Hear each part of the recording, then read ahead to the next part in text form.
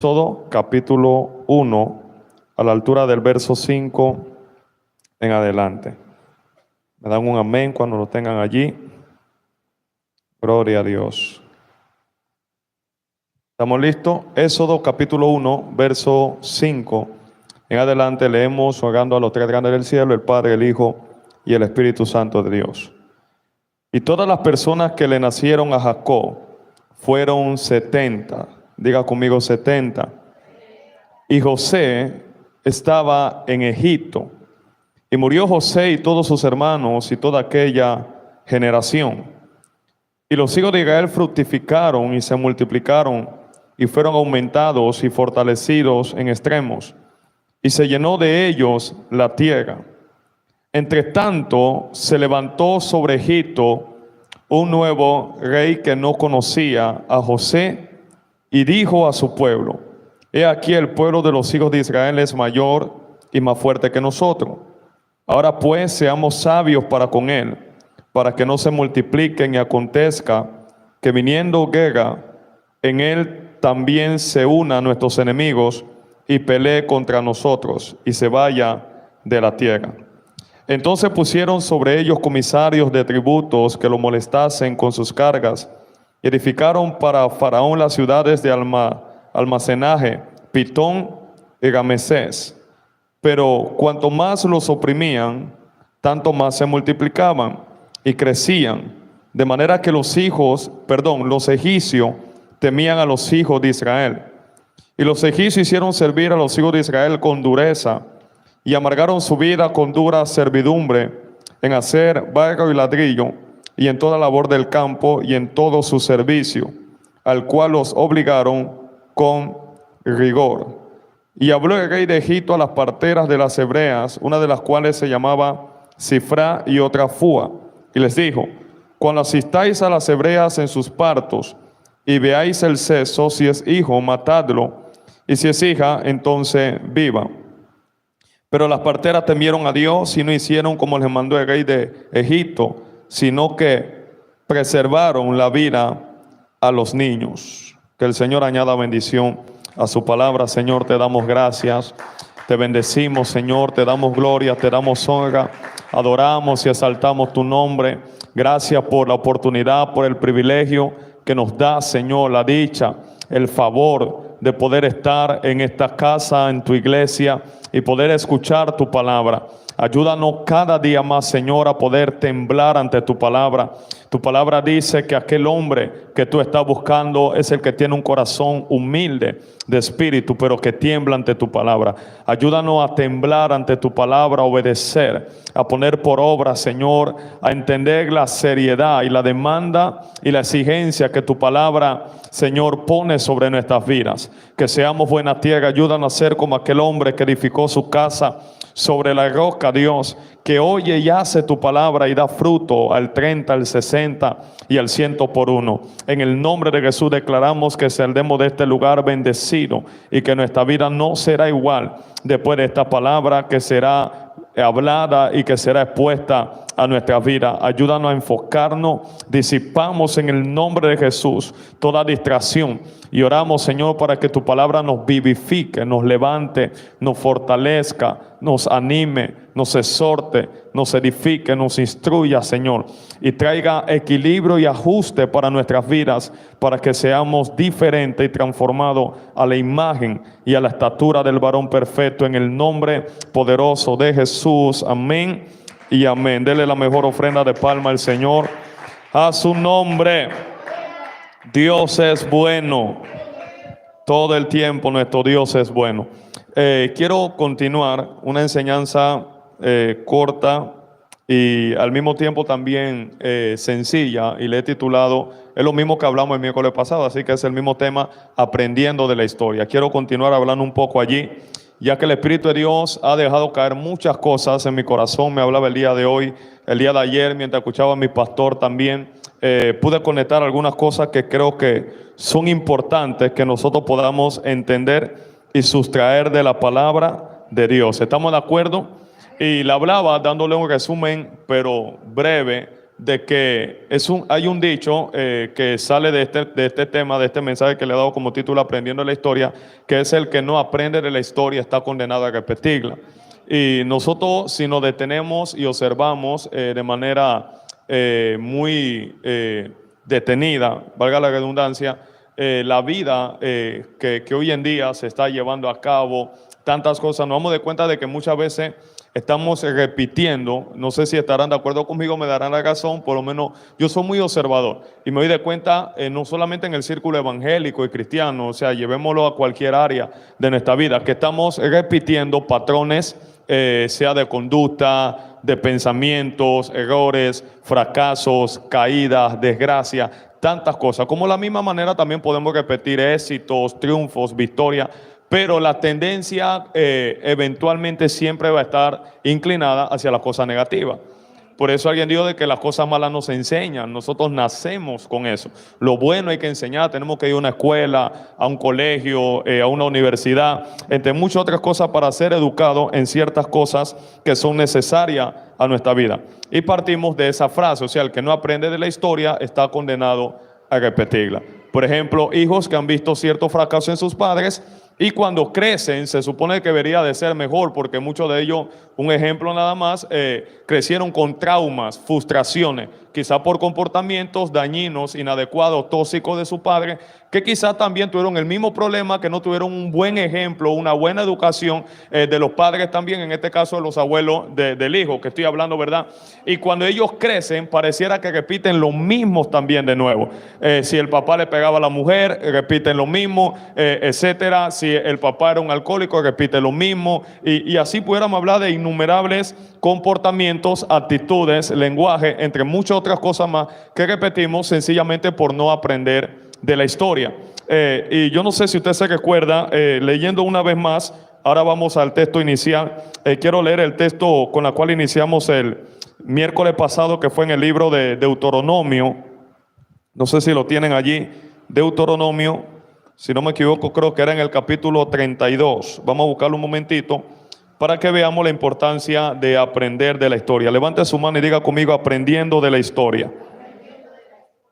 Dile que te quede cerca: necesitamos aprender de la historia. Deuteronomio capítulo 32, verso 7. Mire lo que dice allí Dios hablándole a su pueblo a través de Moisés. Acuérdate de los tiempos antiguos. Es una enseñanza sencilla. Acuérdate de los tiempos antiguos. Considera los años de muchas generaciones. ¿Están leyendo conmigo? Pregunta a tu padre y él te declarará, a tus ancianos y ellos te dirán.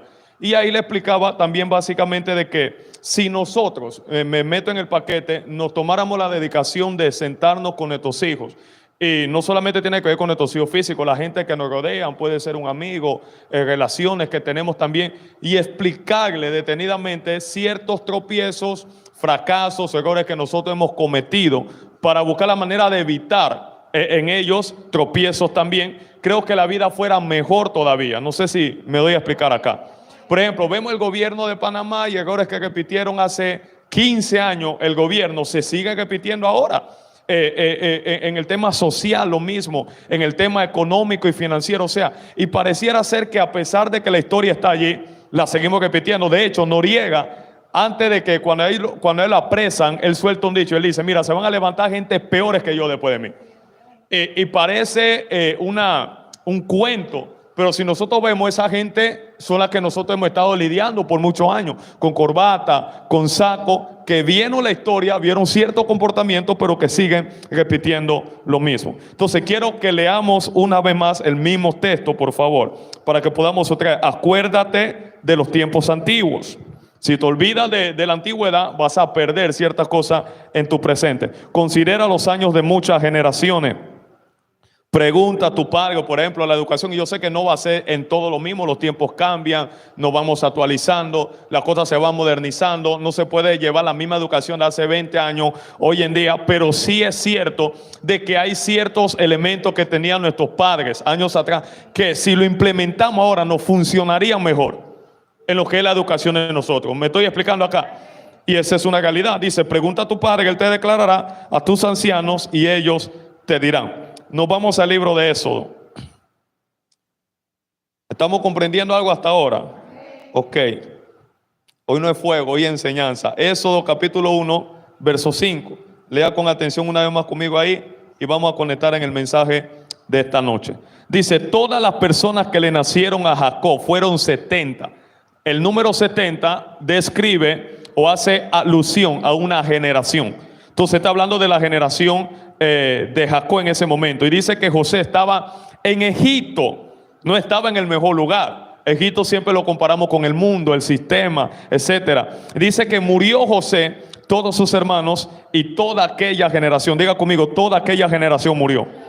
Ahora, el problema no es la muerte de esa generación. Quiero que vea cuál fue el problema por el cual este faraón se levanta y todo este comportamiento, las cargas pesadas, la servidumbre, el yugo que le pone el pueblo de Israel. ¿Por qué? Si José estando en Egipto, Egipto tenía otro estilo de vida totalmente distinto. Recuérdese los 14 años que iban a venir, 7 años de abundancia, 7 años de escasez. José interpreta el sueño, lo ponen como la segunda autoridad después de todo el faraón. Y son años de plenitud entre la abundancia y la escasez. Egipto, con parte del pueblo de Israel, está creciendo en un ambiente sano, en un ambiente potable, en un ambiente próspero, sin importar el lugar. ¿Por qué? Por la mentalidad que había en José, los principios que él manejaba, los códigos, las escrituras. Dice que José era un hombre, un joven devoto de las escrituras.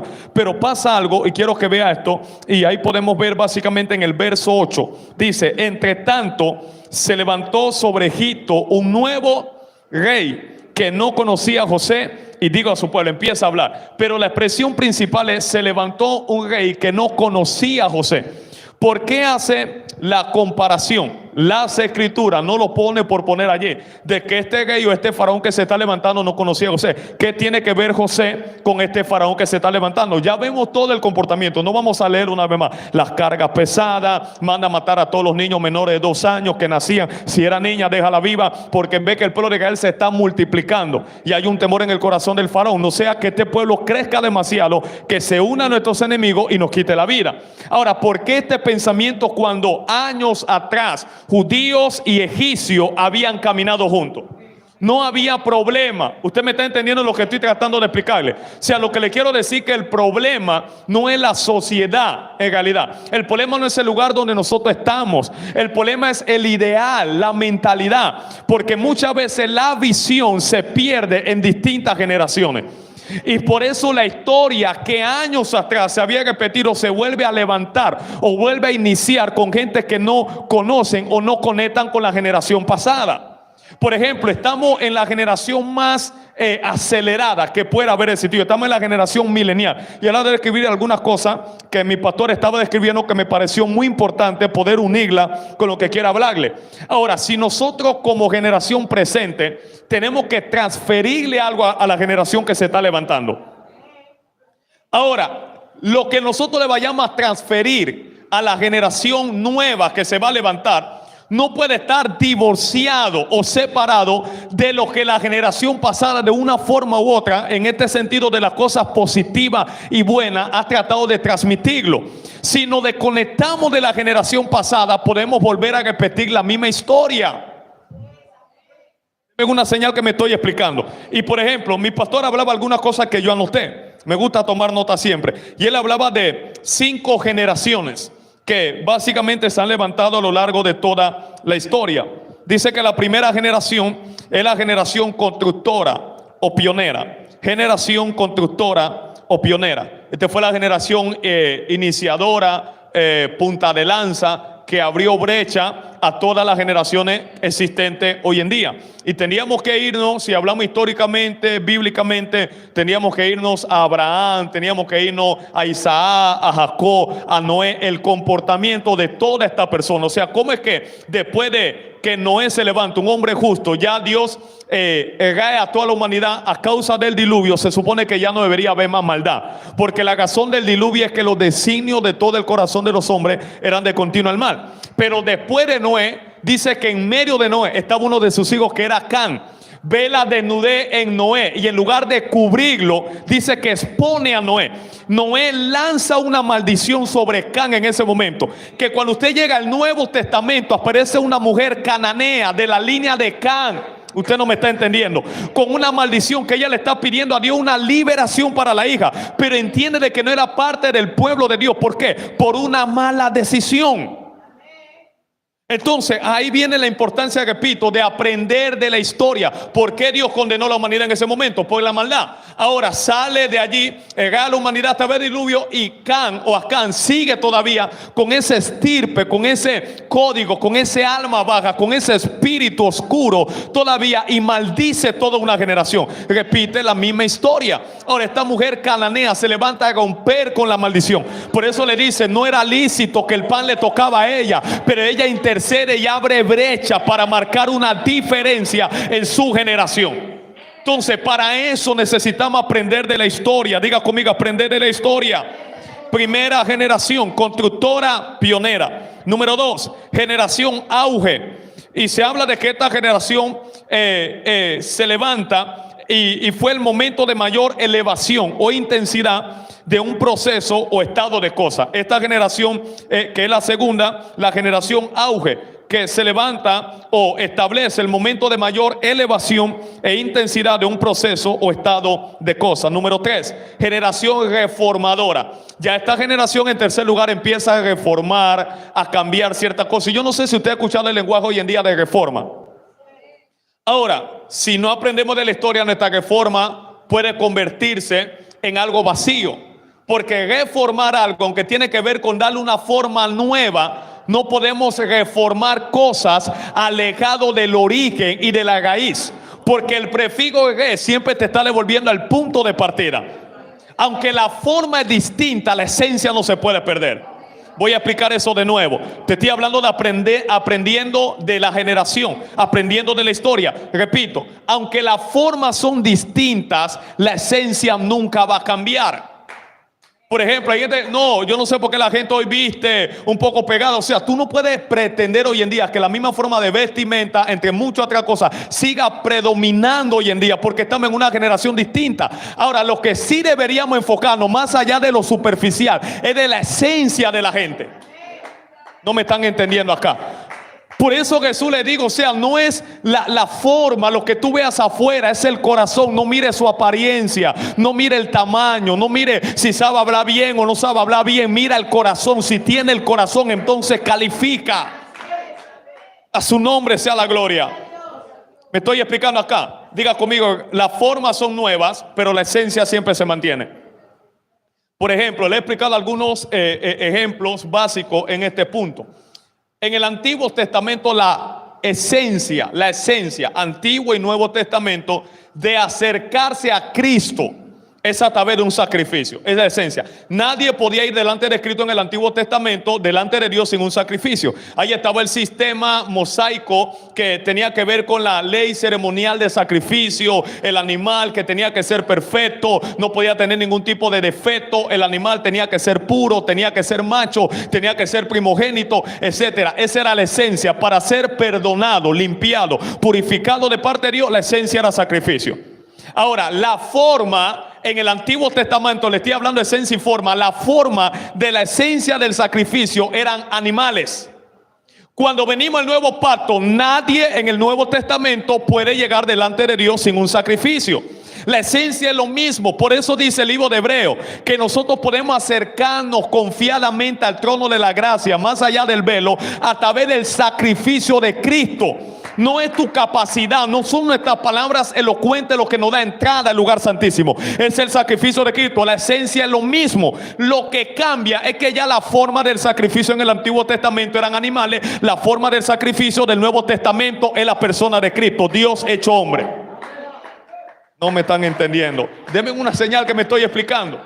Es lo mismo la esencia, sacrificio. ¿Qué cambia? La forma. Allá tenían un comportamiento, una forma de vestirse. ¿Qué cambia acá? La forma. Allá las mujeres no podían predicar, y usted va a escuchar textos que a las mujeres no le eran permitido enseñar. Era una forma, pero eso va cambiando de acuerdo al tiempo, porque en ese contexto social las mujeres ni siquiera podían votar. No tenían el privilegio que tienen las mujeres hoy en día. Entonces tomar ese texto y tratar de aplicarlo hoy en día es una mala interpretación. Me estoy explicando lo que estoy diciendo acá. Lo mismo es en el aspecto, un ejemplo más de darle a Dios. Dios siempre ha demandado que su pueblo le dé. En el Antiguo Testamento la esencia es dar. Diga conmigo, la esencia del ser humano es dar. Por eso la Biblia es clara, mejor es dar que recibir. El que siembra generosamente, generosamente va a cosechar. Tu cosecha va a ser proporcional al nivel de tu siembra. Eso es todo. ¿Qué cambia? Que en el Antiguo Testamento era obligatorio, no era opcional. Tú tenías que darle a Dios lo que era Dios. Ahora en el Nuevo Testamento no es que cambió. Sigue la iglesia, nuevo pacto, dándole a Dios. Pero lo que cambia es que ya no es obligado, sino es generoso ahora. Porque ahora en la generosidad Dios revela el estado de tu corazón. Hay que aprender de la historia, si no vamos a cometer los mismos errores. Cuarta generación, generación puente. Y se dice que en cierta medida es la generación anterior a nosotros, la generación puente. Esa es la generación que conecta una generación pasada con una generación nueva. De una forma u otra también nosotros como generación actual estamos llamados a hacer esa transferencia o a caminar en ese estado. Y la última generación, que es la que estamos viviendo, la generación milenial, que tiene que ver con todos los avances tecnológicos, etcétera. Profecías de parte del profeta Daniel, la ciencia va a aumentar. ¿Lo ha leído, verdad? Ahora, ¿por qué necesitamos aprender de las historias?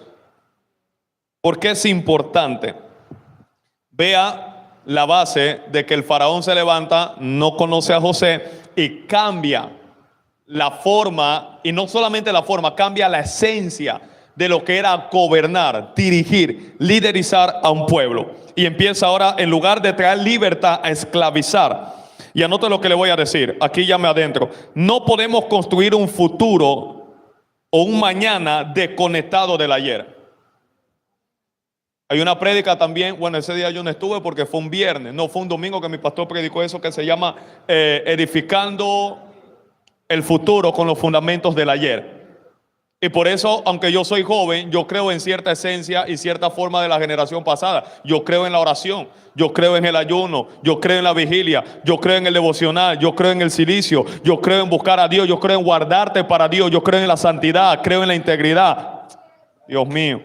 Ve que la gente no responde porque se perdió esos principios, porque no conectamos nuestro mañana con el ayer. No he escuchado la parábola, estoy tratando de darle base para que me entienda y traer claridad. No he escuchado la parábola de Cristo de un hombre que encuentra un buen tesoro y dice, ¿quién es el hombre sabio? El que al encontrar un buen tesoro dice, no desecha lo viejo, sino que toma de lo viejo y lo nuevo y lo guarda. Eso es lo que nosotros tenemos que hacer. No podemos apegarnos a lo nuevo y desconectarnos de lo viejo. Por eso es que Dios le hace una prerrogativa al pueblo de Israel. Dice, no se desconecten de la senda antigua. Y la senda antigua no tiene que ver con la forma, es la esencia. No importa si la forma de predicar es distinta. Ya antes no había pantalla, no había televisión. Ahora hay que hacerlo. ¿Por qué? Porque antes la gente venía con la Biblia a la iglesia, ahora no la traen, así que hay que ayudarlos para que lean. ¿Se da cuenta? Por eso tenemos la pantalla, no porque queremos lucir. Mira que está al lado tuyo, no tienen Biblia. Ni en el celular se la va a encontrar, que es lo peor. Ni ahí está. Porque tenemos una generación que se desconectó de la esencia del ayer. Y por eso, si usted se da cuenta, la generación pasada era más fuerte, era estable, permanecía. Busque la generación de ahora. Intermitentes, frágiles, débiles. Alguien me ofende, me aparto. Tú buscas esa viejita, con todo el respeto, que venían del 80, del 70, y tú la vas a ver todavía de pie, viejita, viejito, en la fe. No lo han mirado mal, no han tenido necesidad, no han tenido persecución, pero la forma de la esencia que ellos caminaban lo ayudaba a permanecer. Hoy en día nosotros sustituimos la oración, sustituimos la palabra. Siéntate con un joven a hablar Biblia. No hay tema de conversación, hablate esto. Mira, ayer yo estaba leyendo el libro. No, usted no va a escuchar esa conversación. ¿Tú viste Calle 7? ¿Tú viste la serie? ¿Tú escuchaste la última? Perdóneme, ¿esa es la realidad? ¿Estoy mintiendo o es la verdad? Antes tú escuchabas, yo me convertí con 14 años y la conversación de un joven de 14 años, años atrás, no era televisión, no era esta cosa, era Biblia. Tú te sentabas, el discipulado, la vigilia. Dios mío, no me están entendiendo acá. Entonces no podemos construir un mañana, dígale que está al lado, desconectados del ayer. Y ese es el peor error que la iglesia ha hecho. Por eso nosotros hemos perdido estabilidad en el tiempo.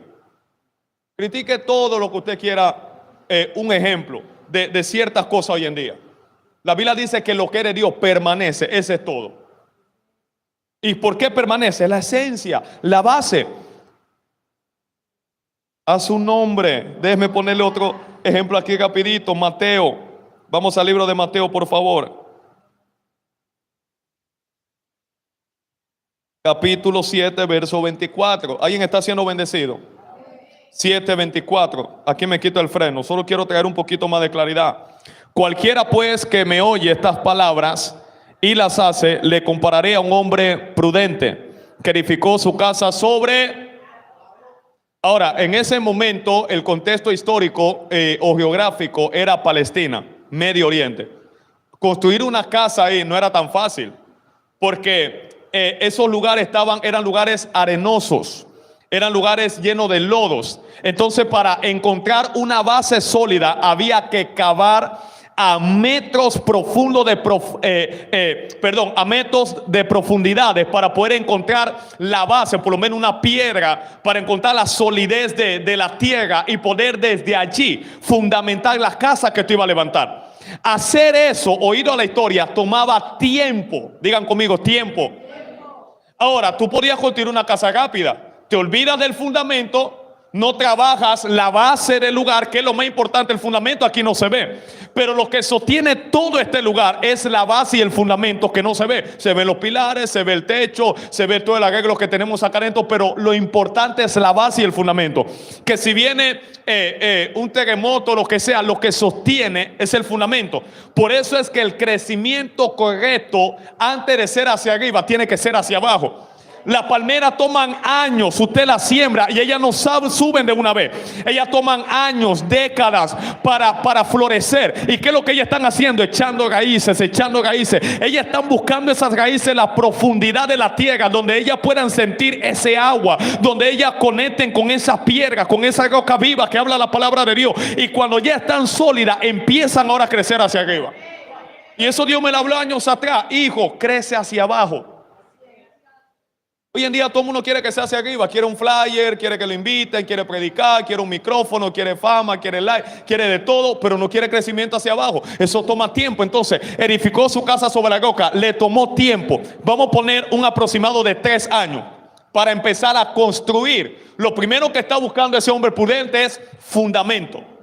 ¿Me están entendiendo la historia? Sigamos leyendo, verso 25. Dice, descendió, enumere esto, lluvia, vinieron ríos, soplaron vientos y golpearon contra aquella casa, golpes, póngale también, y no cayó porque estaba fundada.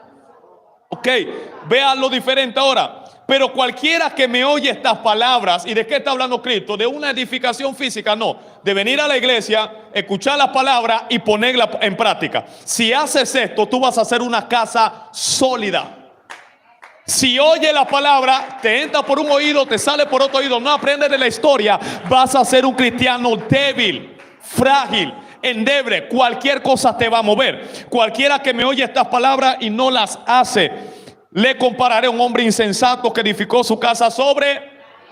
Para edificar sobre la arena no hay que cavar. Menos tiempo. A este le toma 3 años cavar nada más. Este en 1 año ya tenía todo. Techo, paredes, sala, baño, sillones, ya tenía todo terminado. Y me imagino el que tenía ya la casa terminada de 1 año mirando el que tiene 3 años todavía, tirando fundamentos, tirando hacia vos. Todavía tú no creces, todavía tú no estás predicando, todavía tú no vas a las naciones, todavía Dios no te está utilizando. Tranquilo, no tengo prisa. Soy como aquel hombre, dice el salmista David, que no está en silla de escarnecedores ni en consejo de malos, sino que estoy meditando en la ley de Jehová. Estoy creciendo en la palabra, estoy creciendo en el secreto. Y dice la Biblia que ese hombre es como un árbol plantado junto a corriente de agua que da su fruto a su tiempo. No es cuando quiere, es a su tiempo. Su hoja no cae y todo lo que hace prospera. ¿A cuántas exhibiciones o argumentos de personas no hemos tenido que poner por esta razón? ¿Todavía tú estás en discipulado? ¿Todavía que tú estás en formación? No, pues ya tú deberías estar volando. Estoy echando raíces. Tú terminaste la casa primero que yo, no tengo problema. Tú estás predicando primero que yo, no tengo problema. Se te ven hojas y aparentemente adorno primero que yo, no tengo problema. Estoy esperando mi momento. Cuando venga, mire la historia, lo mismo, 27. Descendió sobre esta casa lo mismo que le pasó a la otra. Dile que te quede cerca con mucho tacto y respeto. Dile, la misma prueba que tú pasas, la pasan otros también.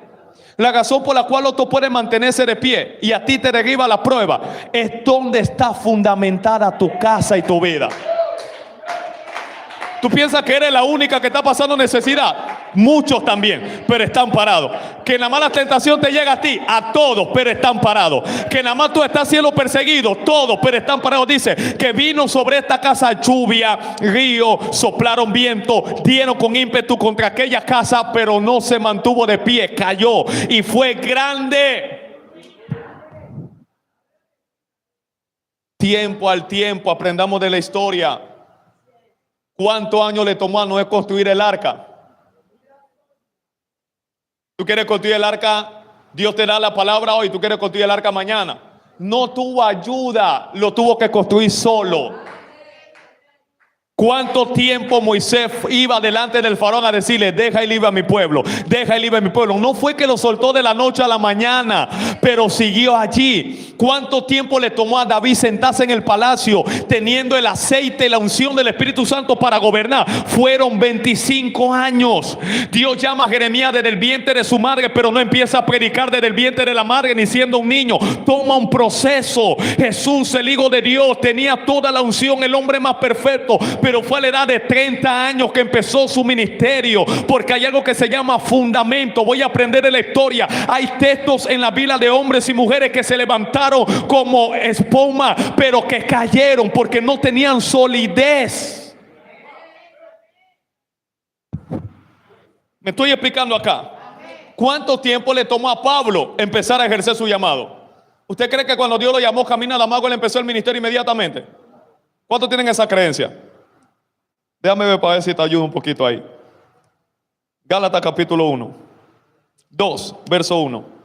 Estamos aprendiendo la historia. Tiempo al tiempo.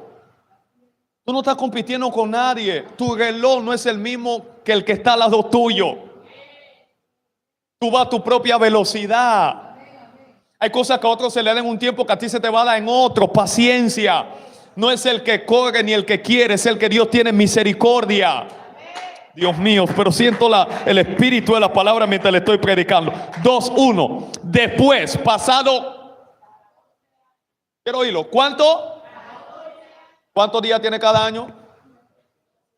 14 años pasaron después de que Pablo cae en tierra, camina a Damasco, sube otra vez a Jerusalén con Bernabé, llevando también conmigo a Tito. Pero subí según una revelación y para no correr o haber corrido en vano, expuse en privado. Ay, Dios mío.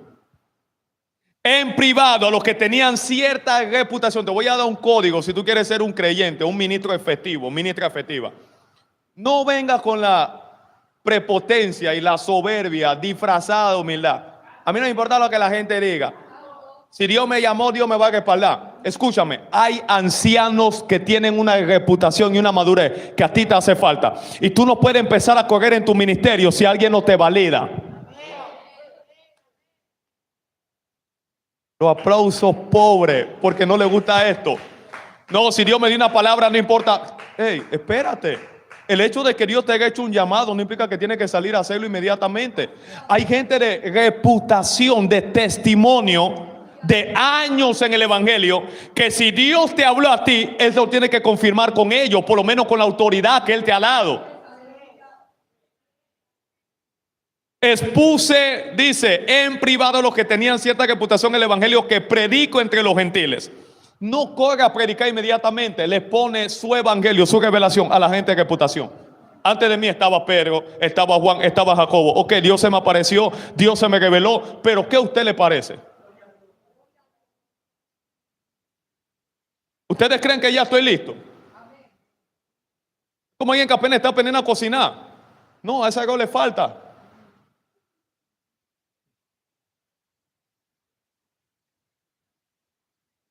Aprendiendo de la historia. Todavía no estás listo. Me recuerdo cuando me iba a casar con la pastora y está mi amada madre.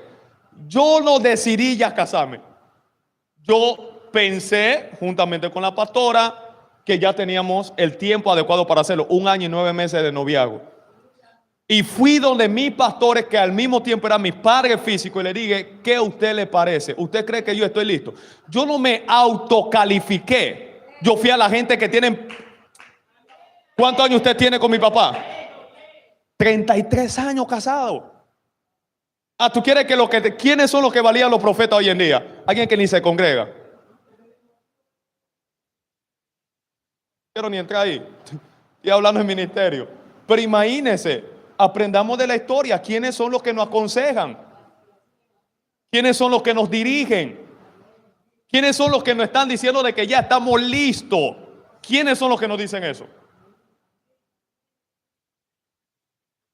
A su nombre. Dile a que está al lado, tenemos que aprender de la historia. El ayer, avanzo, son los fundamentos y bases sólidas que la iglesia ha perdido en el tiempo.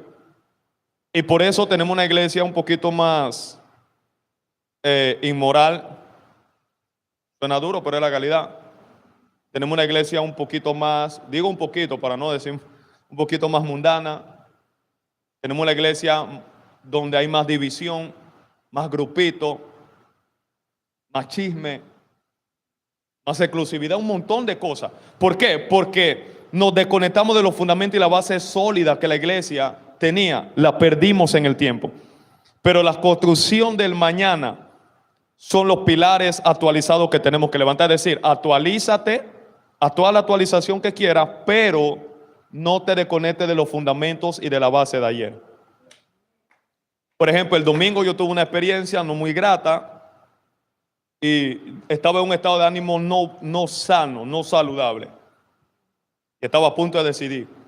Y yo dije, no, ese es el momento donde tú mismo te tienes que hablar. Y el Señor empezó a ministrarme, le dije, me voy a calmar. Porque he aprendido y lo hablo, tengo que vivirlo ahora, que no puedo decidir en un momento de enojo. 2, no puedo decidir en un momento de tristeza, no va a ser una buena decisión. Entonces me calmo, Señor, háblame, dime algo. Siento una frustración, espiritualmente hablando. El Señor me dirige, escucha esta prédica. Y es una prédica mía, viendo mi mañana aunque no entiendo mi presente. Y empiezo a escucharme a mí mismo. Hay momentos que tú tienes que predicarte tú mismo. Luego cojo el vehículo y me voy solo para Muelle Gallo a hablar con Dios. Necesito que hagas algo, necesito que me una respuesta. Y siento de parte de Dios, luego le escribo al pastor Moisés Meneses, un gran amigo, porque te entiendo algo también, que una vez Dios me dio esa palabra, tú tienes que saber elegir a quién vas a llevar a tu campo de batalla a pelear contigo. A quién tú llevas a que te ayude a pelear tu batalla es muy importante y vital. Hablo con el hombre de Dios, empieza a hablarme y voy encontrando ese refrigerio, ese bálsamo. Luego siento de parte de Dios, me voy a meter en 2 días de silicio. Lo conversé con la pastora lunes en la madrugada y martes yo dormí en el piso hasta las 6 de la mañana, no dormí en la cama. Voy a entrar en un periodo de silicio. Ese es un fundamento ayer, eso no existe hoy. Háblale a la iglesia hoy en silicio. ¿Qué? Deja mi cama. Y la lluvia y el frío ahí en el piso, porque tiene el tabanco en madera. Pero aquí me quedo. Háblame, haz algo. Necesito una respuesta tuya. Esos son fundamentos de ayer. Sin esos fundamentos, ¿qué hubiera pasado conmigo? Me ahogo. Entonces los fundamentos de ayer no los podemos dejar a un lado y solamente actualizar cosas hoy o mañana e ignorar el fundamento de ayer. Y anota algo que le voy a decir, por favor. Quedan 15 minutos, así que aprovechémosla al máximo. Hay personas actualizándose para estar en el momento y no para estar en la voluntad de Dios. Dijéralo.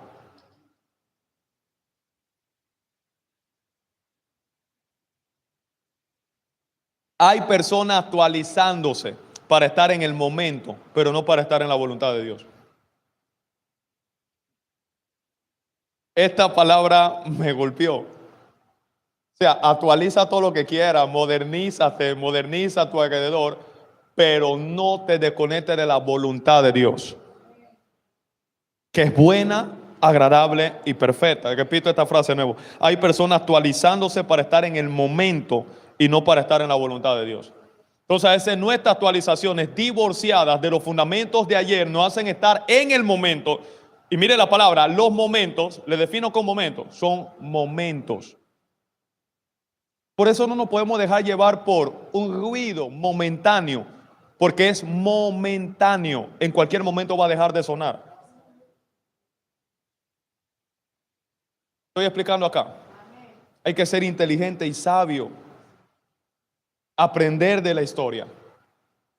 Porque esos momentos muchas veces de actualizaciones, desconectados del ayer, pueden convertirse en nuestras peores desgracias. ¿Cómo gestiono los aplausos de la gente? ¿Cómo gestiono las palabras, los elogios de las personas? Si no tiene los fundamentos y las bases que tenía la iglesia de ayer, los elogios y los aplausos te pueden arruinar el corazón. Y hacen de ti una persona que no estaba destinada a ser.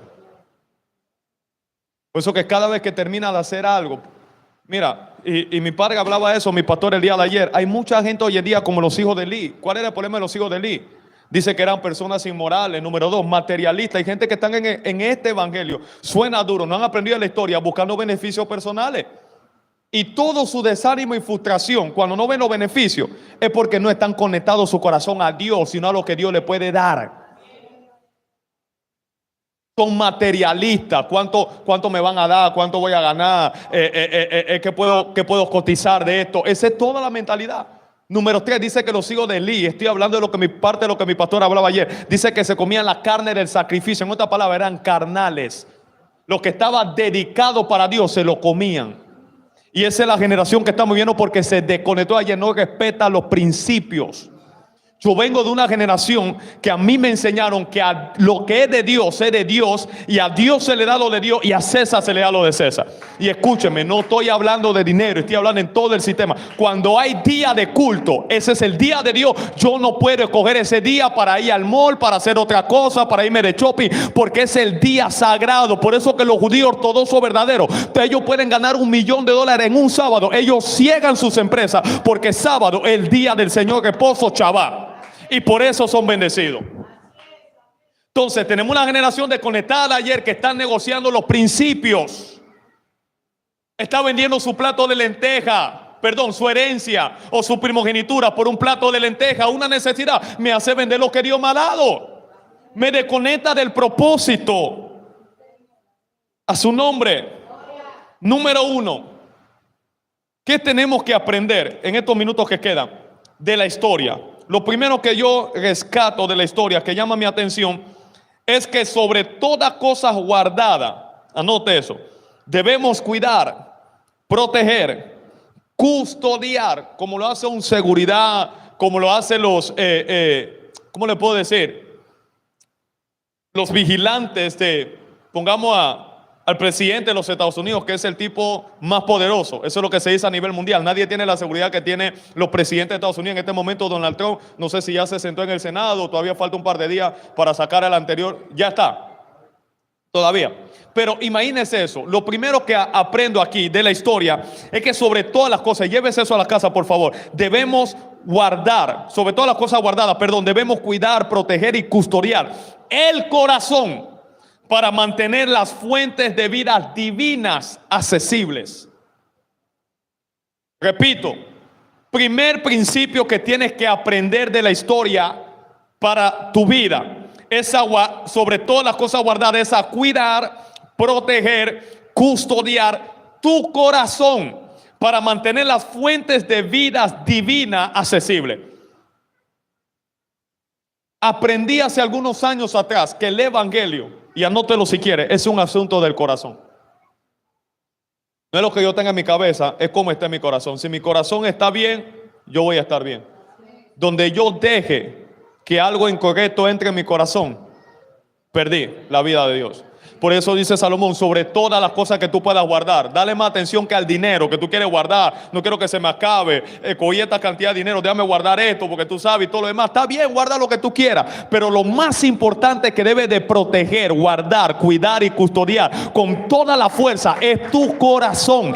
Porque si tu corazón no está bien, no importa el dinero que tenga, no importa la gente que esté a tu alrededor, no importa el lugar donde tú estés, perderás todo lo que en un momento dado Dios te dio para beneficio y para crecimiento. Pero si el corazón está sano, no importa si es en Egipto que estés, no importa si es en un desierto, no importa en qué contexto te encuentres, te vas a mantener íntegro y puro para Dios.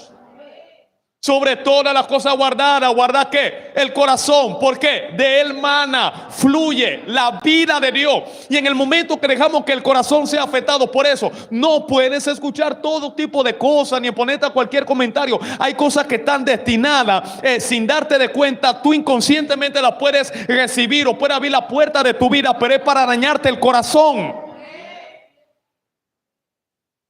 Me estoy explicando acá. Dice Hechos capítulo 13 verso 22. Un momentito, rapidito por favor. Hechos capítulo 13 verso 22. Diga conmigo, es un asunto del corazón. Tienes que cuidarlo. Estamos aquí abajo. Vas a ser traicionado, vas a ser herido, de todo. Pero no puedes permitir que tu corazón se enferme. Nunca lo permita. Cuídalo sobre todas las cosas. No importa que tú estés atravesando. No sé si le vine a hablar a la gente correcta. Guarda tu corazón. Si pierdes el corazón, pierdes la vida de Dios. Y si pierdes la vida de Dios, lo que queda es muerte, oscuridad, fracaso y tiniebla y desgracia. Cuida el corazón. Quitado le levantó por rey a David, de quien dio también testimonio diciendo: Dios está hablando de David.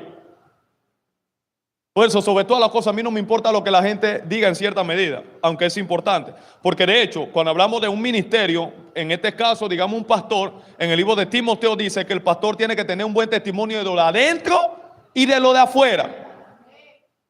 O sea, que la opinión que lo de adentro y lo de afuera tengan de ti es muy importante para el ministerio que tú vas a ejercer. No solamente implica que Dios te haya hecho un llamado, hay un proceso. Entonces habla de David. Dios está dando testimonio de David. Dice: he hallado a David, hijo de Isaí, varón conforme. ¿Y qué era lo que había en el corazón de David? Dice: quien hará todo lo que yo quiero. David no va a estar enfocado en sus propios sentimientos. David no va a buscar su voluntad. David no va a buscar su momento. David va a buscar la integridad de Dios. Va a buscar la voluntad de Dios. Va a buscar hacer lo que a Dios le agrada. Ese era David. Tenía errores, sí. Tenía debilidades. Pero su corazón estaba volcado, inclinado a Dios. Amaba a Dios sobre todas las cosas. Cuando se halló lejos de Dios, oró y le dijo al Señor: no aparte de mí tu Santo Espíritu. A David no le importaba de repente perder una posición. A David no le importaba perder de repente el agrado de cierta persona. Le importaba no perder a Dios. No aparte de mí tu Santo Espíritu. Devuélveme el gozo de tu salvación. Contra ti he pecado. Reconozco mis rebeliones. Límpiame. Si logras adquirir un corazón como este, ganaste un 80% de tu vida cristiana. Entonces, esto es algo que tenemos que aprender en la historia. No puedes descuidar tu corazón. Tienes que guardarlo. Tienes que protegerlo sobre todas las cosas. Me estoy explicando acá. Cuídalo. Que gente en la Biblia, no me da el tiempo de explicarte, gente en la Biblia poderosos, por descuidar su corazón, perdieron muchas cosas de parte de Dios. Fracasaron. Perdieron la vida. Sansón dejó que alguien que no debería haber entrado en su corazón entrara en el corazón y le mató la vida. Le reveló el secreto a quien nunca se lo debió revelar. Por eso tiene que tener cuidado a quien le revela tus secretos. Y algo que estoy incorporando: tienes que aprender a caminar solo. Hay momentos que es de soledad, no es para caminar siempre acompañado de gente. Cuando Abraham tenía que llevar sacrificio, tuvo que dejar los criados de abajo y decirle a Isaac: subamos y adoremos a Dios. Jacob, para encontrarse con el ángel y ver la bendición, tuvo que quedar solo. No me están entendiendo, voy a seguir el mensaje a su nombre. ¿Alguien está aquí? Como esté nuestro corazón, así estará nuestra vida, estarán nuestras decisiones, estarán nuestros pensamientos y estarán nuestras emociones. Número 2, ¿qué más necesito aprender de la historia, pastor? No hacer unión con yugos desiguales. No, el Señor me dijo que lo va a convertir. Brother, no unáis. Segunda de Corintios 6:14. Tú eres la Santísima Trinidad, que Dios va a cambiar un texto de la Biblia por ti. No unáis a yugos desiguales. Está ahí en la Biblia. Decide, pero no meta a Dios en tus decisiones. Porque en tus decisiones de yugo desigual, usted tiene que trabajar en su fuerza para tratar de alinear lo que usted buscó en su fuerza, poner la voluntad de Dios allí. Pero es más fácil caminar en la voluntad de Dios. No unáis a yugo desigual. Qué seria está la iglesia. Verso 14 del capítulo 6 de Segunda de Corintios. Segunda de Corintios, capítulo 6, verso 14. No unáis en yugo desigual. ¿Con quién? Con los incrédulos. Porque ¿qué compañerismo tiene la justicia con la injusticia? Lo dice la Biblia. ¿Y qué comunión la luz con las tinieblas? No, pero Jesús entró a la casa de Zaqueo para predicarle, no para hacer compinche. Jesús comía con los pecadores para traerlo a él, no para dejarse llevar por ellos. Era muy diferente. Nosotros a veces queremos tapar nuestra desobediencia a los principios que están en la Biblia. Nosotros no somos el Espíritu Santo para cambiar la vida de la gente. Eso lo entendí. Y también aligeré una gran carga sobre mi vida. No soy el Espíritu Santo. El Espíritu Santo es el encargado de cambiar y trabajar a la persona. Mi trabajo es predicar la palabra, orar por la persona, y esto lo va a hacer Él. Pero mientras tanto, hay una parte donde tengo que someterme, sujetarme a la autoridad de la Escritura. Y la Escritura me dice que no puede haber compañerismo de la justicia con la injusticia, de la luz con las tinieblas, de los creyentes con los incrédulos. ¿Y qué concordia Cristo con Belial? ¿O qué parte el creyente con el incrédulo? ¿Y qué acuerdo hay entre el templo de Dios y los ídolos? Porque vosotros sois templo del Dios viviente, como Dios dijo: habitaré, andaré entre ellos, seré su Dios y ellos serán mi pueblo. Diga conmigo, yugo desigual. ¿Sabe lo que era un yugo desigual? No solamente está hablando, hago la aclaración, de asuntos de a quién tú vas a elegir para llevar una pareja, una relación sentimental. No, eso puede implicar también una relación de amistad, de compañerismo, en todo el sentido de la palabra. Un yugo desigual, cuando Pablo utiliza la expresión, eso parte de los animales. En ese contexto estaban los camellos, estaban los bueyes, y eran animales que eran usados para transportar cargas. Digan conmigo, para transportar cargas. Entonces, en el transporte de las cargas, los dos animales tenían que tener el mismo tamaño, el mismo peso, y la carga tenía que tener también el mismo peso. Si no había un yugo igual, la carga no era igual, ¿qué pasaba? Un animal se iba a hallar, uno de los camellos, uno de los bueyes, llevando más peso que otro. Ahora, la mayor parte de nuestras frustraciones, pero yo siento que yo estoy llevando la relación, claro, porque tú uniste con un yugo desigual que Dios no te mandó. Entonces tú tienes que cargar con el peso. Me siento cargado. Me siento cargada. ¿Cómo no te vas a sentir cargado o cargada con las relaciones que lleva? Si hay un yugo desigual, tu fe no es compatible con la fe de ellos. Tus ideales, tus creencias no son las mismas que ellos comparten. No trates de hacerte más espiritual que Dios. Si el acuerdo lo dice el apóstol Pablo, es porque Pablo entendió que no es que son malos. Hay gente que pueden estar en la misma iglesia que tú, pero no tienen la misma carga que tú tienes. Unirte con ellos te va a hacer que la carga que se suponía que llevaran los dos, ahora pose sobre una persona más. Y ese es el dicho que yo digo. Hay gente que no ayuda a llevar la carga, pero se montan encima también. Yugo desigual. Y tú tienes que tener la inteligencia y la seguridad para saber cuándo separarte. Porque te van a matar. Con el peso que ellos te están poniendo, te van a matar. Entonces, interprételo. ¿En qué área de la vida estás caminando con un yugo desigual? ¿Que tú quieres venir a la iglesia? ¿No quiere iglesia? ¿O ella no quiere iglesia? Tú quieres orar, pero es otra cosa. Por eso que yo les recomiendo a los hombres, mujeres, ancianos, jovencitos que están solteros, elijan bien con qué se van a meter. No solamente necesita estar en la misma iglesia y decir Dios, aleluya, gloria a Dios. Si no tiene el mismo yugo que tú tienes, te va a arruinar tu vida espiritual. Porque ahora vas a tener que cargar, sea con un hombre o con una mujer. Estoy hablando en todo el sentido relacional. Que no tiene la misma carga por Dios que tú tienes y te va a ahogar. No me la presión a hacerlo loco, pero sé que usted me está entendiendo lo que le estoy diciendo. Y si no aprende la historia, va a tener que repetirla de nuevo. Y no le eche la culpa a Dios, Señor, ¿y por qué este proceso? No le llames proceso a tus malas decisiones. No le llames pruebas a tus malas relaciones que tú elegiste. Porque hay gente que Dios pone en tu camino, pero hay gente que tú atraes y arrastras a caminar contigo que Dios no quería que caminaran contigo. Tienes que saber cuándo es el momento de caminar con alguien, cuándo es el momento de despedirte. Se lo dije el miércoles pasado. Dios le dijo a Abraham: sal de tu tierra, de tu parentela. En otras palabras, no te lleve a nadie. Abraham desobedece en parte y se lleva al sobrino llamándolo, y se convirtió en una batalla campal en medio del proceso, porque Dios le dijo: sal de tu tierra, de tu parentela. No todos tus parientes van a compartir la fe que tú tienes, y si tú no sabes diferenciar esas cosas, te van a cargar. Yugo desigual. Por lo menos diga un amén disimulado. Yugo desigual. Pablo empezó caminando ¿con quién? ¿Con Sila o con Bernabé? A ver, ¿cuánto leen Biblia? ¿Con quién empezó caminando? Con Sila. Pero hubo un momento en el camino que Pablo y Sila se tuvieron que separar. Y luego vino un Bernabé. Hay gente o cosas que si tú no apartas de tu vida, lo otro que Dios quiere traer no te va a llegar. Por eso aprendí algo: no retengas a quien quiera alejarse de ti, porque al retener a quien quiera alejarse de ti, no le das cabida a que Dios traiga al que quiera acercarse a su nombre. Primera de Reyes capítulo 11 verso 1, rapidito please, el tiempo se me va.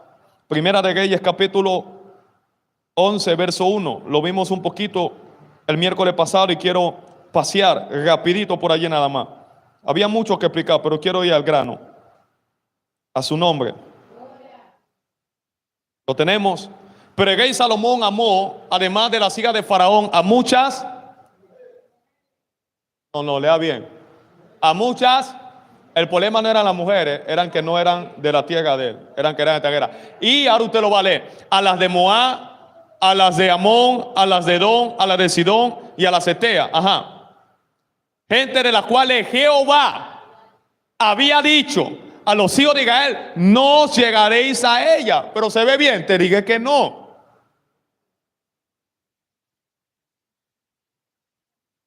Aprendiendo la historia, si Dios dijo que no, es no. Pero me llama la atención, dije que no. No puede ser de afuera, tiene que ser de la tierra donde estás. ¿Por qué razón? Ahora usted va a entender. Ni ellas se llegarán a vosotros, porque ciertamente, ¿qué va a pasar? Dios ve más adelante lo que podemos ver nosotros. Harán inclinar vuestros corazones tras sus dioses. A esta pues se juntó Salomón con amor. Ajá, seguimos leyendo hasta el 6. Y tuvo 700 mujeres reinas. Dios mío, Salomón era teso. Y 300 concubinas. Parece ver a algunos diciendo: Señor, ¿por qué no me hiciste nacer allá? Yo que prenda el diablo. Y sus mujeres, escuche, desviaron su corazón. Yugo desigual. Porque la creencia de ella eran dioses falsos. La creencia de Salomón era el único y verdadero Dios de Israel.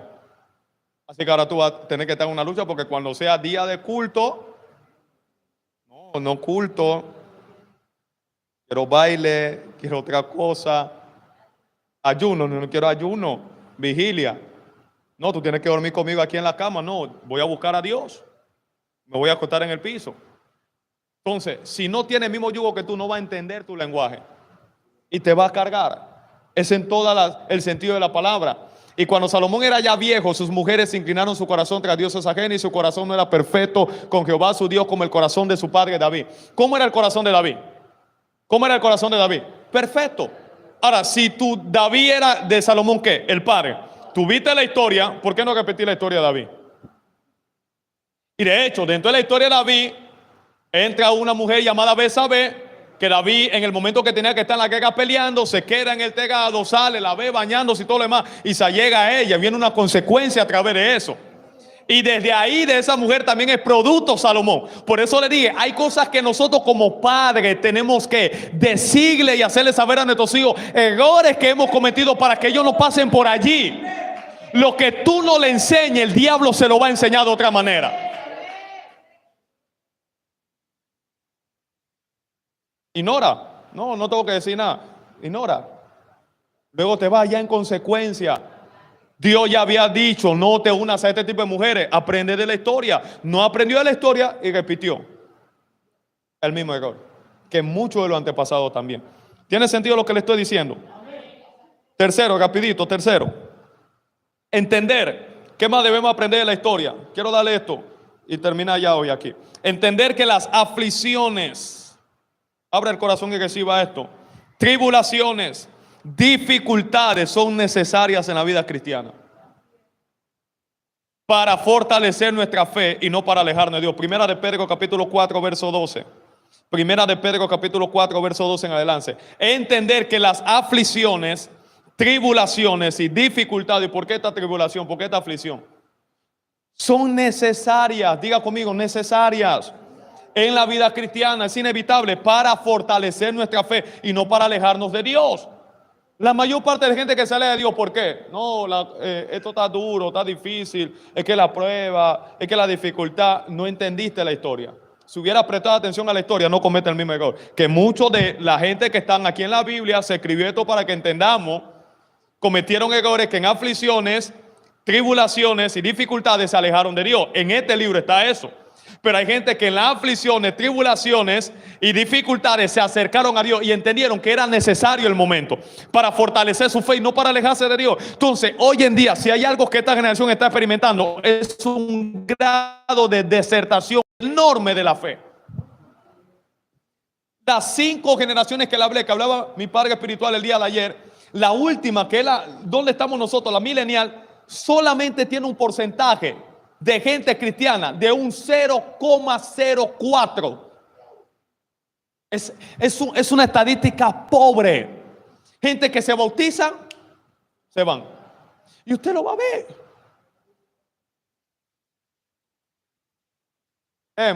Amados, no os sorprendáis. Estoy sorprendido. Yo no sabía que esto era así. No te puedes sorprender ¿de qué? Del fuego, de pruebas que os ha sobrevenido, como si alguna cosa extraña os aconteciese. Si no gozaos, no es extraño lo que está pasando, por cuanto soy participante de los padecimientos de Cristo, para que también en la revelación de su gloria os gocéis con alegría. Si soy vituperado, yo no sé, la gente, no, me están atacando. ¿Eso es estado de qué? Yo no entiendo. ¿Es parte del evangelio? ¿Cuál es la rabia? ¿Cuál es el enojo que alguien te esté criticando, que te estén atacando, que tú estés pasando un mal momento? No te llama la atención. Y nuestros malos momentos no son nada con lo que pasó en la iglesia. A ellos le cortaban la cabeza. A Pedro lo crucificaron con la cabeza para abajo, los pies para arriba. A Jacobo lo tiraron de un pináculo de más de 400 metros de alto y cayó muerto, desplomado contra el piso. Tus pruebas no son nada comparadas con las de ellos. Yo no entiendo a los cristianos de hoy en día. Corazón partido, carita triste. ¿Qué te pasó? No, una dificultad. ¿Qué está pasando? ¿Cuál es la dificultad? Defíneme. Están hablando de mí. No tengo para comer. La economía está dura. No te sorprenda. Si soy vituperado por el nombre de Cristo, ¿qué eres? Bienaventurado. ¿Cuánto no quiere que nadie diga nada de ellos? No haga nada. En el momento que haga algo, alguien va a hablar. Para de contar. Alguien, para bien o para mal. Porque el glorioso Espíritu de Dios que posa sobre vosotros. Verso 15. Eso es lo que va al grano. Así que ninguno de vosotros padezca. Tengo que definir cuál es mi padecimiento. Estoy padeciendo de qué manera. Como homicida, tengo que sentirme mal. Como ladrón, le robé a alguien. Estoy cogiendo algo que no es mío, me tiene que hacer sentir mal. Malhechor, por entremeterse en lo ajeno. Pero si alguno padece como cristiano, no se avergüence, sino glorifique a Dios por ello. Si leyera la historia, la escritura, en esos momentos difíciles, no te desanimaría, no estarías subiendo tontería en tu estado, buscando llamar la atención en las redes sociales, buscando victimizarte. No, el cristiano no anda subiendo su dolor, el cristiano comparte su fe. Dios me dio una palabra por ahí, le voy a hablar de eso, quiero bendecirlo. Y no es ser hipócrita, que yo esté triste y yo estoy buscando la manera de alentar a alguien. No es hipocresía, estoy viviendo mi fe, porque la fe va por encima de mi estado emocional. Y es verdad que estoy triste, es verdad que no tengo fuerza, pero es verdad también de que el gozo del Señor es mi fortaleza, de que esta leve tribulación es momentánea y va a producir un eterno peso de gloria en mi vida, de que todo lo puedo en Cristo que me fortalece, y no puedo dejar que lo que estoy viviendo me venza, me desanime, me debilite, me haga alejarme de Dios. Eso es fe. Cuando la iglesia entienda fe, vamos a dejar de yo soy humano. Todos somos humanos. Pablo lo era. Pero la exposición en esta vida no tiene que ser nuestros momentos bajos, sino la fe en Cristo Jesús. Estoy explicando acá. A su nombre, último y nos vamos a la casa. Lo dejo aquí. Algo más que aprender de la historia. No dejar que el afán, muy puntual para este mes de diciembre. Todos los años la misma historia. Todos los años. Viene diciembre, baja la membresía. Baja el ánimo de la iglesia. Baja el gozo. Es todos los años. Eso baja hasta el 31. El 31 subimos el gozo de nuevo para prometerle a Dios un montón de cosas que no vamos a hacer. Los primeros 15 días de enero del año entrante, vuelve y baja de nuevo. Porque como enero tiene 80 días y es largo, entonces ahora vengo con la cara larga. ¿Qué tienes que aprender de la historia? Práctico, no dejar que el afán, la preocupación, la ansiedad mine y ahogue tu relación con Dios.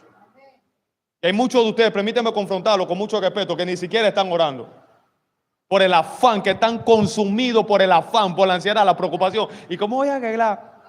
La pastora me dijo, este año no vamos, yo no voy a arreglar nada. Yo le dije, está bien, no hay problema. O sea, desestresate. ¿Cuál es el estrés? Y eso es lo que le estamos transmitiendo a nuestros hijos. Quédense con esa misma adrenalina consumista, preocupado, estresado. No, llegó diciembre, hay que hacer esto, hay que hacer aquello, para aquí, para allá. Filipenses 4:6, vámonos a la casa ya. Filipenses capítulo 4, verso 6. No dejes que el afán, puede recibir este consejo de mí. Te lo quiero transmitir. No dejes que el afán, la preocupación y la ansiedad mine y ahogue tu relación con Dios. Tu relación con Dios es tu prioridad, no tu emergencia. No hagas de la vida con Dios una emergencia, hazlo tu prioridad. Dios está por encima de mí, de mi esposa, de mis hijos, de todo, del ministerio. Porque hay algunos que basamos, y yo he pasado por ahí, le estoy hablando de la experiencia también, no de la escritura, que a veces basamos nuestra vida con Dios en nuestro servicio ministerial, no en una relación con Él. Y no es lo mismo el servicio que tú le des a Dios en la iglesia que la relación que tú tengas con Él privada. Y aunque viene a la iglesia, sirve, hace pan y todo lo demás, no hay contacto con Dios, está seco, está seca. Está tratando de disimularlo, pero está frío, está fría. ¿Por qué? Hace días, semanas y meses que Dios no te escucha, ni tú escuchas a Dios. Es una vida monótona, esa es la vida cristiana, porque el afán te consume. ¿Cómo voy a pagar esto? ¿Cómo voy a pagar aquello? Y la deuda por aquí, y la deuda por allá. Descansa, brother. Mira, hasta por lógica no debemos preocuparnos. Porque aún preocupándote no resuelve nada. Y la preocupación te da un problema más grande que lo que no puede resolver, porque ahora te entristece. Y el corazón entristecido dice que seca los huesos, dice el sabio Salomón. Así que relax. Hay cosas que se van a escapar de tu mano, no puedes resolver. Confía en Dios. Por nada. ¿Qué significa nada? Por la luz, por el Netflix, por el agua, por la escuela de los peladitos. Por ejemplo, en realidad, yo tenía 2 meses de deuda de la escuela de mi hijo. Y yo digo estas cosas para ser práctico, no tenía para pagar. Las cosas no andan bien. Hoy tenía examen y tenía obligado que conseguir ese dinero, que eran 130 y pico de dólares. No lo tenía. Busqué y lo conseguí donde pude. Ahora toca resolver. Pero nada va a ahogar mi relación con Dios. No puedo dejar que eso ahogue mi relación con Dios. Se resuelve y si se puede resolver, se resuelve. Y si no se puede resolver, entonces veo qué hago, pues. Pero no puedo dejar que esa cosa ahogue mi relación con Dios. ¿Te cree que usted es el único que está pasando problemas? Todos. La misma lluvia que golpea tu casa, golpea la del otro. El mismo río que lo golpea también, la misma tempestad también. ¿Cuál es la diferencia? Uno está en la roca y otro está en la arena. ¿Dónde tú estás? Uno aprendió de la historia y otro ni siquiera conectó con la historia y por eso las casas caen. Entonces, por nada, ¿qué significa nada? Estéis afanosos, deja de comerte la uña. Hay algunos de ustedes que no tienen uñas, no porque se la cortan y se la limpian, porque se la pasan comiéndose el estrés. Mira, eso usted lo puede ver como algo normal. Ese es un síntoma de estrés. Si usted tiene ese ti, es porque usted está estresado y ni cuenta se da, no tiene una ansiedad. Relájese. Confíe en Dios. ¿Cuál es la preocupación? No hay para el pavo para el jamón. Bueno, haga pollo, haga otra cosa.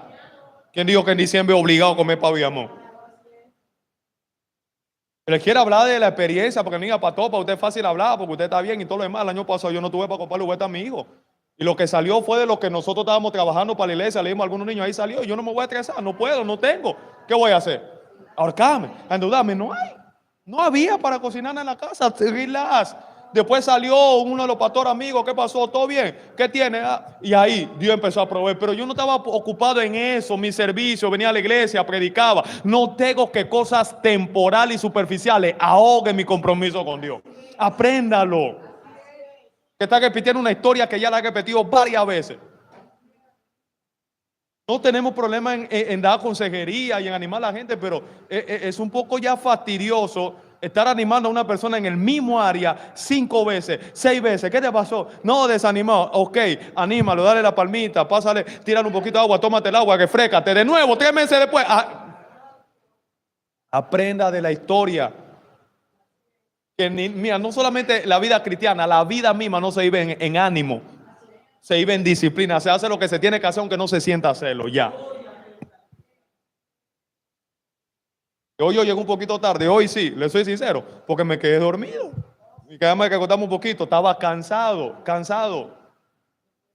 Porque no es como la gente lo interpreta, la vida pastoral, la vida ministerial es cansón, pero se disfruta cuando tú lo haces de tu relación con el Señor. Realidad le estoy hablando. No os afanéis por nada, sino sean conocidas vuestras peticiones delante de Dios en toda oración y ruego con acción de gracia. Déjame ahí un momentito, déjame ahí, no vamos ahí terminamos.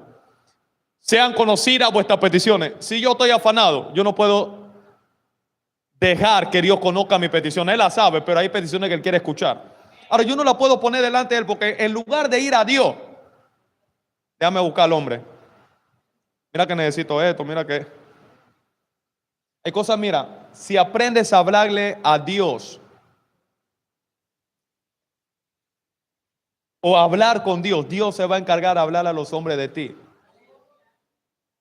No trates de empujar nada, no trates de forzar nada. Hay algo que se llama, y aprendí de mi pastor también eso, él utiliza bastante esa palabra, ¿cómo se llama eso, amor? Algo que, esa palabra como ser natural, algo orgánico. Hay que ser orgánico, o sea, no trata de fingir la cosa, de forzar la cosa a ser orgánico. Habla con Dios, no importa el estado que tú estés, y Dios se va a encargar de hablarle a los hombres de ti. Eso es todo. Entonces, si te enfocas en lo que te está afanando, llenando de ansiedad, pierdes lo que Dios quiere darte. Dios quiere cambiar tu historia, pero va a depender de tu relación con Él. Echa el afán a un lado. La pastora fue para Dominicana hace algunas semanas atrás y sin saber, estamos afectando. Yo escucho a tu pastor, digo a tu esposo, le digo, tiene una palabra pesada. Lo que personas cercanas no valoren, lo valoran de lejos.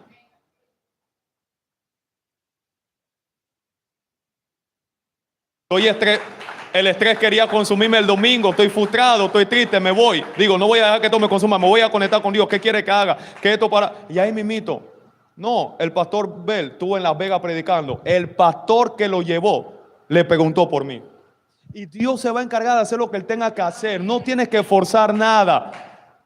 Las cosas no están bien ahora, pero no puedo dejar que lo malo o las dificultades ahoguen lo que tengo que hacer. Por eso, mira, no es que yo no me desanimo, no es que yo no me entristezco. Si usted me corta, yo voy a sangrar. Yo soy humano también. Sencillamente he decidido vivir mi fe por encima de lo que pueda sentir en un momento dado. Mañana, cuando vea los resultados, no me cuestione, no juzgue y no me envidie. Porque ese resultado de una fe que va más allá de la emoción y de lo que tú puedas vivir. Entonces, así, por eso la Biblia termina diciendo, póngase de pie, ya oramos y nos vamos. De los héroes de la fe que están en el libro de Hebreos, dice que ellos no eran dignos de este mundo por la fe que ellos vivían. Entonces, ¿cuál es el ideal de Dios con esta palabra? Sea un creyente distinto, aprenda de la historia, lea Biblia. Hay algunos de ustedes que están desnutridos espiritualmente. Yo sé que les molesta cuando uno lo confronta, pero esa es la realidad. Están desnutridos, no leen Biblia, no leen lo que usted sabe de la Biblia, es lo que usted escucha desde aquí del altar. Y eso no puede ser. Usted tiene que escudriñarla por usted mismo, tener contacto con la palabra, buscar a Dios, orar. Separa un tiempo de ayuno, no espere que la iglesia convoque ayuno para ayunar. Y después cargando a la iglesia. ¿Y por qué la iglesia no hace ayuno? ¿Y por qué la iglesia no vigila? Vigila usted. Que a veces lo que usted no tiene la capacidad de hacer por usted mismo, usted está buscando la manera de culpar a alguien para esconder la deficiencia que hay en nuestra propia vida. Aprendamos de la historia. ¿Cuánto vamos a aprender de la historia? No la repitas. Ahí hay un hombre llamado Acán. Dejó que la necesidad lo consumiera y perdió la vida él con toda su familia. Porque Dios le dijo, no tomen nada de Jericó. Hay momentos con que te estés comiendo un cable. Se te va a presentar una oportunidad, no coja nada. Sigue comiéndote el cable. Que todo eso que tú te estás quejando ahora, mañana es una historia de un proceso, de un gran testimonio que va a levantar a otros. ¿Usted me está entendiendo acá? Por eso le dije a Dios, le estoy hablando recientemente, no me voy a detener. No le voy a dar gusto al diablo, ni a algunas personas que están esperando mi fracaso y mi caída. Yo voy a seguir. Sencillamente necesitas saber cuál es la próxima estrategia de Dios y caminar en esa estrategia. De esta manera, ok, de esta manera vamos. Ya eso es todo. Y ve los resultados. Levante su mano al cielo.